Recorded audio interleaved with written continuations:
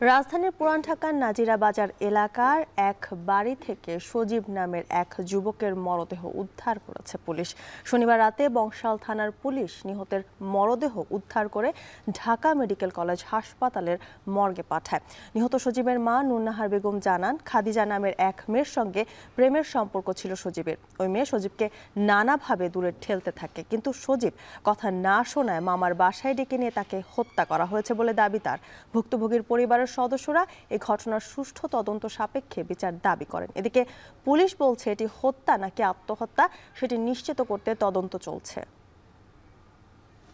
এই মেয়ের সাথে আমার 3 বছর ধরে আমার ছেলের সম্পর্ক। তো এই মেয়ে কি করছে, 3 বছর পরে আমার ছেলের ঘুরাইতে এখন মেয়ের অন্য ছেলে পছন্দ। অনেকবার ঠেট দিয়েছে, যদি আপনার ছেলে আমার ডিস্টার্ব করবো, ওর মেয়ের বাপে ঠেট দিছে, আপনার ছেলে যদি ডিস্টার্ব করবো আমরা কোন ধরে মেরে ফেলাম।